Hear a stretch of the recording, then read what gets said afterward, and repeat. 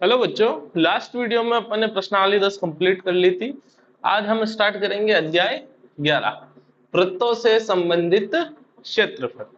ठीक है, तो देखो इसमें अपने मेनली दो प्रकार के सूत्र हैं, एक तो त्रिज्य खंड का क्षेत्रफल और एक वृत्त खंड का क्षेत्रफल। ठीक है, तो अब पहले ये समझते हैं कि त्रिज्य खंड और वृत्त खंड होता क्या है। जैसे देखो ये एक सर्कल है, ठीक है, और इसका एक केंद्र है। तो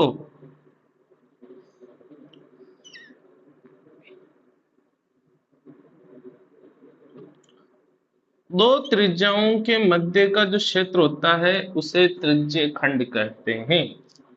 ठीक है, जैसे ये ओ ए और ओ बी दो त्रिज्याएं हैं, तो इन दोनों के जो मध्य का क्षेत्र ये मतलब ये वाला, और ये चाप द्वारा, वृत्त के किसी चाप द्वारा घेरा हुआ क्षेत्र क्या कहलाता है? त्रिज्य खंड। नाम से पता चला है त्रिज्य मतलब त्रिज्या आनी चाहिए। ठीक है, तो त्रिज्याओं का मध्य का क्षेत्र क्या कहलाएगा? त्रिज्य खंड। अब इसको आकार के आधार पर दो भागों में बांटा गया, एक तो लघु त्रिज्य खंड और एक दीर्घ त्रिज्य खंड। तो ये छोटा है तो इसका तो नाम दे देंगे अपन लघु त्रिज्य खंड, और ये जो ऊपर वाला है इसको देंगे दीर्घ त्रिज्य खंड। ठीक है, तो त्रिज्य खंड का मतलब समझ में आ गया? त्रिज्याओं के मध्य का घिरा हुआ भाग क्या कहलाएगा? त्रिज्य खंड। इसके बाद अगला आता है अपने, जैसे एक सर्कल है और इसका केंद्र है और इसकी मैंने एक जीवा खींच दी, ए बी की खींच दी जीवा। ठीक है, तो जीवा और वृत्त द्वारा घिरा हुआ क्षेत्र क्या कहलाएगा? वृत्त खंड। इसको क्या बोलेंगे? वृत्त खंड। ठीक है, तो देखो त्रिज्य खंड में क्या होगी? त्रिज्याएं होगी और इस प्रकार का शेप होगा। वृत्त खंड में इस प्रकार की आकृति होगी। दोनों में अंतर समझ में आ गया? त्रिज्य खंड में त्रिज्याएं होगी, वृत्त खंड में एक जीवा होगी। अब इसको भी दो भागों में बांटा गया है। बड़े छोटे वृत्त खंड को लघु वृत्त खंड, और जो बड़ा हिस्सा है उसे बोल देंगे दीर्घ वृत्त खंड। ठीक है, तो त्रिज्य खंड और वृत्त खंड में समझ में आ गया अंतर? समझ में आ गया? अब इसके बाद आता है अपने एक फॉर्मूला और आएगा, चाप की लंबाई। इसकी लंबाई चाप, जैसे मान लो ये ए है, ये बिंदु बी है, तो ए से लेकर बी तक की ये दूरी, इसको अपन बोलेंगे चाप की लंबाई। ठीक है, इसको ऐसे भी लिख सकता है, आर्क ए बी, मतलब ए बी लिख के ऊपर थोड़ी सी घुमावदार लाइन। ठीक है, तो इसको बोलते हैं चाप ए बी। समझ में आ गया? आर्क ए बी, चाप को इंग्लिश में आर्क कहते हैं, इसलिए इसको आर्क ए बी भी पढ़ सकते हैं और चाहो तो चाप ए बी भी पढ़ सकते हो। और ऐसा नहीं लिखना है ना तो सिंपल लिख सकते हो चाप ए बी की लंबाई। ठीक है, तीनों चीजें समझ में आ गई। इन तीनों के ही सूत्रों को अपन को पढ़ना है इस पूरी प्रश्नावली में, इसके अलावा और कुछ नहीं है। ठीक है, एक बार ये उतारना चाहो तो उतार लो, फिर इनके सूत्र लिखवाता हूं मैं।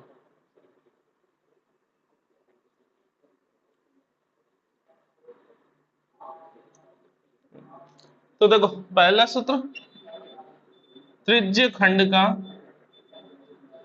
क्षेत्रफल। अब देखो मैंने है दो त्रिज्य खंड बताए थे, लघु और दीर्घ। ठीक है, तो जो मैं सारे सूत्र लगा रहा हूँ वो लघु के ही रहेंगे, या फिर केवल अपने को एग्जाम में बोल दे त्रिज्य खंड का क्षेत्रफल ज्ञात कीजिए तो अपने को लघु का ही ज्ञात करना है।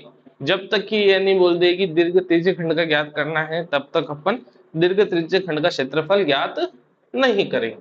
तो देखो त्रिज्य खंड का क्षेत्रफल होता है, वृत्त का क्षेत्रफल होता है ना पाई आर स्क्वायर, इसको थीटा बटेवा 360 से गुणा कर दिया। ठीक है, वृत्त का क्षेत्रफल पाई आर स्क्वायर और इसको क्या कर दिया? थीटा बटेवा 360 से और गुणा कर दिया, तो क्या आ जाएगा अपने त्रिज्य खंड का क्षेत्रफल। फिर आता है चाप की लंबाई। चाप की लंबाई को एल से लिखते हैं, और इसमें क्या होता है? लंबाई है तो वृत्त की लंबाई कितनी होती है? 2 पाई आर। वृत्त की लंबाई क्या होती है? 2 पाई आर, और इसमें से थीटा बटेवा 360 से गुणा कर देंगे इसको। किससे? 2 पाई आर को किससे गुणा कर दिया? थीटा बटेवा 360 से। यहाँ पर वृत्त के क्षेत्रफल को थीटा बटा 360 से गुणा किया, यहाँ पर वृत्त की परिधि को थीटा बटे 360 से गुणा किया। अपन चाहें तो ये 2 से 360 को काट के 180 भी लिख सकते हैं, कोई गलत नहीं होगा। तीसरा आता है अपने वृत्त खंड का क्षेत्रफल।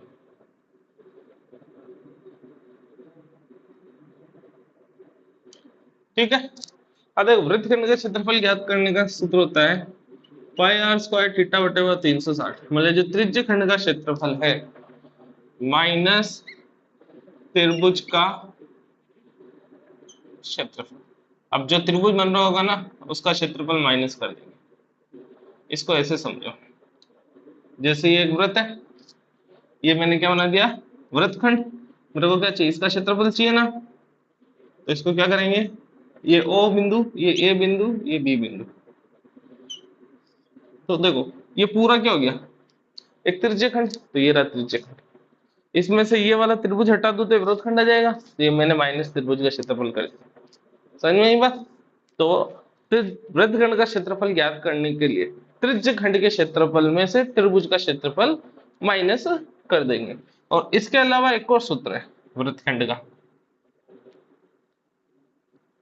वृत्तखंड का क्षेत्रफल ज्ञात करने का एक और बढ़िया सूत्र है, वो क्या है पाई आर स्क्वायर थीटा बटे 360 minus r square by 2 sine theta. ये आर स्क्वायर बाई 2 जो है ना साइन थीटा, ये एक तरीके से त्रिभुज के क्षेत्रफल का ही सूत्र है। इस सूत्र की सहायता से भी अपन वृत्तखंड का क्षेत्रफल निकाल सकते हैं। मैं ज्यादातर सवालों में यही सूत्र से क्षेत्रफल निकालूंगा, एक या दो सवाल ऐसे आएंगे, एक तो उदाहरण है और एक प्रश्नावली का सवाल है, उसमें ये सूत्र से लगाना पड़ेगा, ये सूत्र काम नहीं आएगा। उसका रीजन ये है कि यहाँ पर अगर कोण 90 डिग्री से ज्यादा हो गया, क्योंकि अपने को साइन थीटा, जो थीटा के जो 5 मान ही पता है, 0 डिग्री, 30, 45, 60 और 90 के मान पता है, उससे आगे के मान अपने को पता नहीं है, तो उस स्थिति में अपन यह सूत्र नहीं लगा सकते। तो उस स्थिति में अपने को यह सूत्र ही लगाना पड़ेगा। ये समझ में आ गया।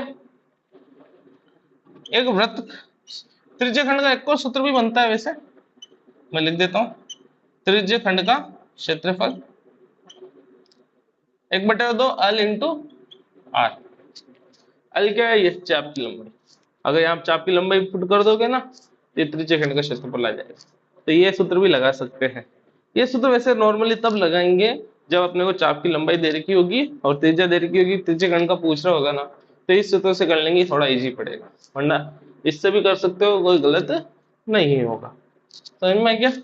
तो ये मेनली 4 सूत्र है, वैसे देखा जाए तो 5 हो गए।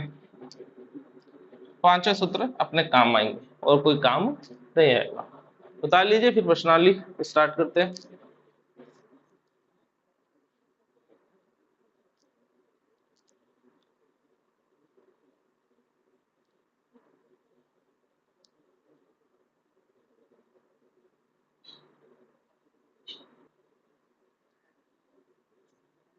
तो प्रश्न नंबर 1 देखिए, प्रश्नावली 11.1 का, 6 सेमी त्रिज्या वाले एक वृत्त के एक त्रिज्य खंड का क्षेत्रफल, किसका ज्ञात करना है, त्रिज्य खंड का क्षेत्रफल, वो कोण दे रखा है 60 डिग्री। तो देखो त्रिज्या आर बराबर कितना है 6 सेमी, कोण थीटा बराबर कितना दे रखा है 60 डिग्री। ठीक है, तो त्रिज्य खंड का क्षेत्रफल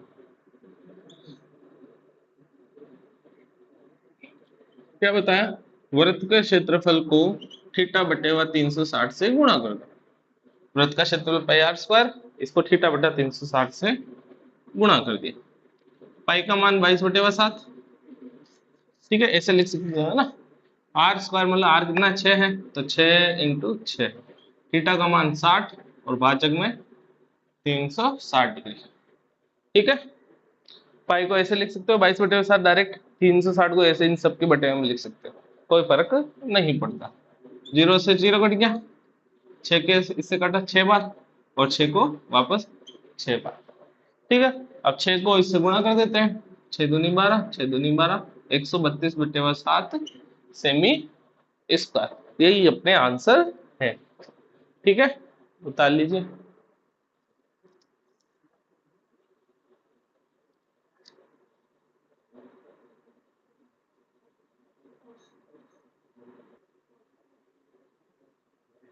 क्वेश्चन नंबर 2 देखिए, एक वृत्त के चतुर्थांश का क्षेत्रफल ज्ञात कीजिए, चतुर्थांश का, ठीक है, जिसकी परिधि है 22 सेमी।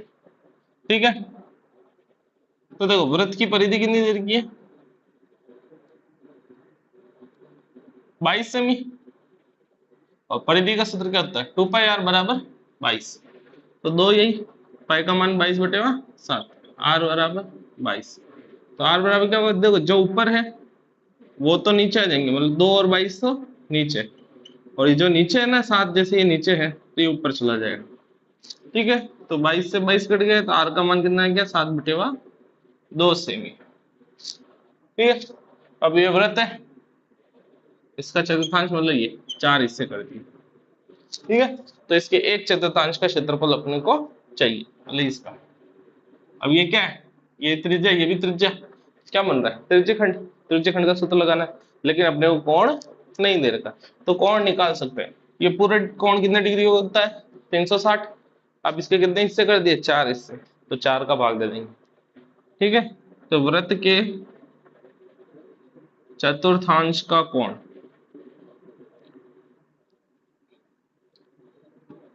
थीटा बराबर 360, कितने भाग कर दिए, 4, तो थीटा बराबर कितना जाएगा, 90 डिग्री। ठीक है, ये आ गया अपने, थीटा आ गया, आर आ गया, चतुर्थांश का क्षेत्रफल मतलब त्रिज्य खंड का क्षेत्रफल चाहिए एक तरीके से। तो वृत्त के चतुर्थांश का क्षेत्रफल क्या होता है, पाई आर स्क्वायर, वृत्त का क्षेत्रफल, इसको किससे गुणा, थीटा बटे 360, पाई का मान 22 बटे 7, आर, आर का मान कितना है, 7 बटे 2, तो ऐसे ही लिख दो डायरेक्ट, 7 बटे 2, 7 बटे 2, थीटा बटे 360 को अलग लिख दो, थीटा कितना है 90, और बटेवा में 360, ऐसे इसको लिख सकते हो। ठीक है, 0 से 0 कट गया, 9 से इसको कटा 4 बार, 7 से 7 कट गया, 2 को इससे कटा 11, क्या बचा ऊपर, तो 11 7 77, नीचे 2 चौक 8 सेमी स्क्वायर, और भाग देना चाहो तो दे सकते हो, वैसे ये भी ठीक ही है। ये हो गया क्वेश्चन 2 कंप्लीट।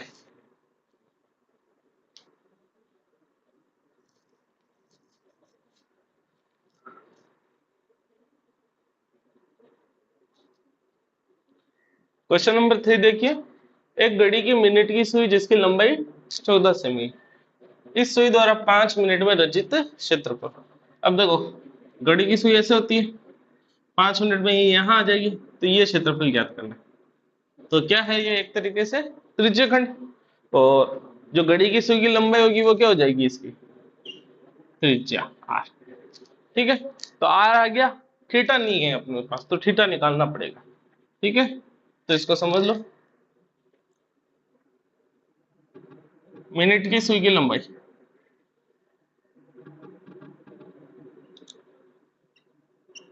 मतलब आर, कितनी देर की अपने को, 14 सेमी।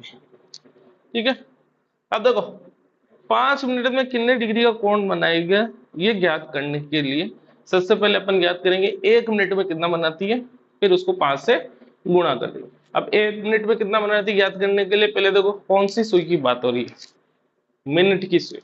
ठीक है, तो मिनट की सुई की बात हो रही है, तो मिनट की सुई एक पूरा चक्कर, मतलब घड़ी का एक पूरा चक्कर कितने देर में करती है, 60 मिनट में एक चक्कर पूरा करती है। अगर सेकंड की सुई की बात होती है तो सेकंड की सुई 60 सेकंड में एक चक्कर पूरा करती है, और अगर घंटे की सुई की बात होती है तो वो 12 घंटे में एक चक्कर पूरा करती है। तो जिस भी सुई की बात हो रही है तो उसका एक चक्कर कितनी देर में होता है वो अपने को पहले ध्यान होना चाहिए, फिर उसका उसमें भाग दे देंगे तो 1 घंटे का, 1 मिनट का या 1 सेकंड का आ जाएगा। फिर जितने मिनट, जितने सेकंड और जितने घंटे की बोलेगी उसको उससे गुणा कर देंगे। तो इसको देखो लिखता हूं, अच्छे से समझ में आएगा। जैसे देखो मिनट की सुई की बात हो रही है, एक पूरा चक्कर कितने देर में करती है, 60 मिनट में, तो 60 मिनट में मिनट की सुई द्वारा बनाएगा कौन, सुई द्वारा बनाया गया कोण कितना होगा, एक पूरा चक्कर कर रही है 60 मिनट में, तो कोण कितना हो जाएगा, 360 360 डिग्री, क्योंकि एक चक्कर में पूरा एंगल कितना डिग्री का होगा, 360 डिग्री। अब 1 मिनट का चाहिए, देखो 60 है, एक का चाहिए, तो क्या कर दो, 60 का भाग दे दो, जितना ही है ना ये 60 उधर चला गया बटेगा में। ठीक है, इसको सोल्व करोगे कितना आ जाएगा, 0 से 0 6 डिग्री। तो मिनट की सुई 1 मिनट में कितने डिग्री का कोण बना रही है, 6 डिग्री का। अपने को कितना का चाहिए, 5 मिनट का, तो 5 मिनट में मिनट की सुई द्वारा बनाया गया कोण कितना आ जाएगा, थीटा बराबर 6 डिग्री तो है, इसको 5 से गुणा कर दो, कितना आ जाएगा, 30 डिग्री। तो थीटा आ चुका है अपने पास, आर है अपने पास, क्षेत्रफल चाहिए, तो मिनट की सुई द्वारा 5 मिनट में रचित क्षेत्रफल,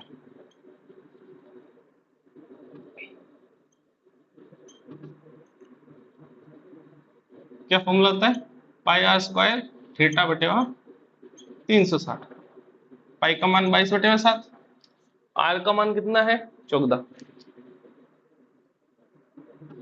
थीटा कितना है 30, और पाचक में 360, 0 से ये 0, 3 के पावड़े से इसको काटा 12 बार, 7 से इसको काटा 2 बार, 2 को 12 से काटा 6, ठीक है, इसको 11, या फिर इसको ऐसे रहने दो, 14 को काट दो, 14 को काटा 7 और इसको 3 बार, तो ऊपर कितने हो गए 154, नीचे कितने हो गए 3 ही बचे, तो ये अपने फाइनल आंसर।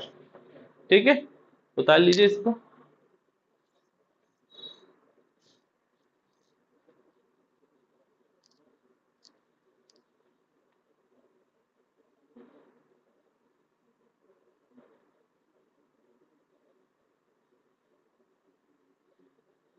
क्वेश्चन नंबर 4 देखिए, 10 सेमी त्रिज्या वाले एक वृत्त की कोई जीवा केंद्र पर एक समकोण अंतरित करती है, तो निम्नलिखित के क्षेत्रफल ज्ञात कीजिए। संगत लघु वृत्तखंड का और संगत दीर्घ त्रिज्य खंड का, और पाई का मान लेना है 3.14। ठीक है, वैसे इसको बोलते हैं 3.14 बोलते हैं, ठीक है, ध्यान रखना। देखो आर कितना दे रखा, त्रिज्या 10 सेमी, कोण कितना दे रखा है, थीटा बराबर, समकोण है मतलब 90 डिग्री। ठीक है, अब इधर देखो, लघु वृत्तखंड का क्षेत्रफल, पहला क्या ज्ञात करना है अपने को, लघु वृत्तखंड का क्षेत्रफल। अब लघु वृत्तखंड का क्षेत्रफल मैंने थोड़ा सा लंबा लिखा है, तो याद हो तो, त्रिज्य खंड के क्षेत्रफल में से त्रिभुज का क्षेत्रफल घटा दो, या एक फॉर्मूला बताया था r²/2 sin थीटा घटा दो, तो अपने ये आंसर आ जाएगा लघु वृत्तखंड का क्षेत्रफल। पाई का मान 3.14 लेना है, तो 3.14, r², r कितना है 10 × 10, थीटा कितना है 90 डिग्री, भाजक 360 डिग्री, माइनस r²/2, r कितना है 10 × 10 बटेवा 2, साइन थीटा कितना है 90 डिग्री। बस कुछ नहीं, अब कैलकुलेशन करनी है। देखो पॉइंट उड़ाया, नीचे कितना आ जाएंगे 100, ठीक है, इस 0 से 2 0 से ये 2 0 खत्म, ये 1 0 से ये 1 0 खत्म, 9 के पावड़े से इसको कटा 4 बार, ठीक है, फिर ये 2 से कट गया और ये आ गया 157, तो इधर तो बचा 157/2, ठीक है, माइनस ये कितना हो गया 100/2, और साइन नंबर का मान 1 होता है। वैसे चाहते थे इसको काट सकते थे, लेकिन फर्क नहीं पड़ता, कारण एलसीएम वापस 2 लेते और 100 को वापस गुणा करना पड़ता। ठीक है, तो एलसीएम आ रहा है 2, तो यहाँ पर आ जाएगा 157 माइनस 100, 157 में से 100 गए तो 57, और 57 में 2 का भाग दे दो, आंसर आ जाएगा 2 दूनी 4, 2 8 16 और ये 5, ये आ गया अपने लघु वृत्तखंड का क्षेत्रफल 28.5 सेमी स्क्वायर। अब क्या ज्ञात करना है अपने को, दीर्घ त्रिज्य खंड का क्षेत्रफल, दीर्घ त्रिज्य खंड का क्षेत्रफल। अब देखो सिंपल त्रिज्य खंड का क्षेत्रफल याद है, पाई आर स्क्वायर थीटा बटे 360 है। ठीक है, तो दीर्घ त्रिज्य खंड का ज्ञात करना है, मतलब कहना ये चाह रहा है जैसे इसका क्षेत्रफल है पाई आर स्क्वायर थीटा बटे 360। थीटा क्या होता है, ये वाला। अपने को ऊपर वाले का चाहिए ये वाला, तो ये वाला थीटा कितना हो जाएगा, देखो पूरा कोण होता है 360, 360 में से थीटा घटा दोगे तो ये ऊपर वाला आ जाएगा। तो अपने को मेनली करना क्या है, इस थीटा की जगह 360 माइनस थीटा लिखना है, और अपने किसका फॉर्मूला बन जाएगा, दीर्घ त्रिज्य खंड का फॉर्मूला बन जाएगा। समझ में आई बात। दीर्घ त्रिज्य खंड का क्षेत्रफल का सूत्र क्या आ जाएगा, pi r square theta, sorry theta की जगह 360 माइनस थीटा। ठीक है,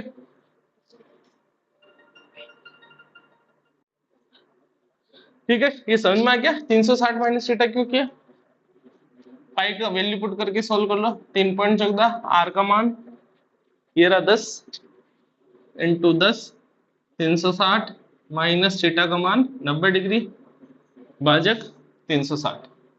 ठीक है, अब इसे सॉल्व कर दो थोड़ा सा, 3.14 इंटू 10 इंटू 10, ये हो जाएगा 270, और भाजक में 360, ये पॉइंट उड़ाया, कितना आ गया 100, एक जीरो से एक जीरो, ये दो जीरो से ये दो जीरो, 9 के पावड़े से कटेंगे, 9 3 27, 9 चौक 36, अब 2 से काटा ये 2 और ये कितना गया 170।